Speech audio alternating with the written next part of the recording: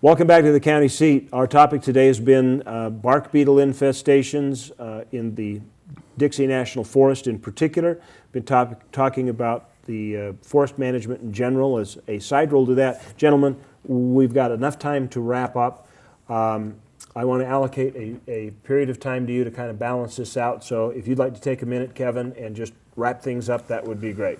Well, I think a lot of this boils down to the Forest Service would be much more successful at its job if it would decouple the logging for community sustainability issue from the issue of forest health and forest recovery, because often logging for local jobs is dressed up as ecosystem restoration or wildfire risk reduction, which is not needed in the wake of a spruce beetle outbreak.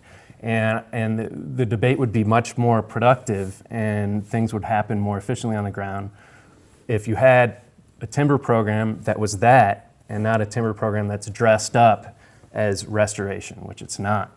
Okay, very good, and very good on timing, by the way, I might add. Okay, Jim, time goes to you. I think I would say that, that if you use words in terms like we talked about earlier, in a lot of sense, you talk about timber and you talk about cutting trees, you've already set the stage for it. Those are the bad guys.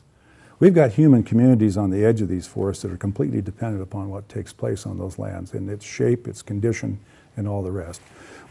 We're talking about ecosystem management.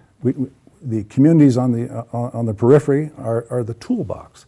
The Forest Service doesn't have that full capacity and capabilities to do the necessary treatments out on the landscape. They've got the ability to make the prescriptions, and the communities and the people and the companies that are located there have the ability to carry out the work under contract, and that's what's been taking place in the past. Interestingly, years past, the timber industry, the lumber industry, actually paid the federal government to have the rights to cut that timber and do ecosystem management.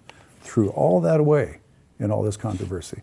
And now, let me ask you, have the feds got enough money to manage their forests? It would appear, just what I hear in the news, no. But right. I mean, it's a good question. Right. But they might. I don't know. Yeah. I haven't looked at their budget. I heard earlier that Dixie's budget was some $20 million for annual budget. That's a lot of money. I don't know why more doesn't happen on the ground. Well, they have capital expenditures, they've got employment, they've got retirement plans, they've got the whole thing. So they spend a lot of money. And you have to ask yourself, are they able to do more with less? Yes. Have they got the heart for it? We'll see. Is the lumber industry, by its own selfish motive, compelled to be a good steward of the land? If you want to be here tomorrow and the year after, absolutely.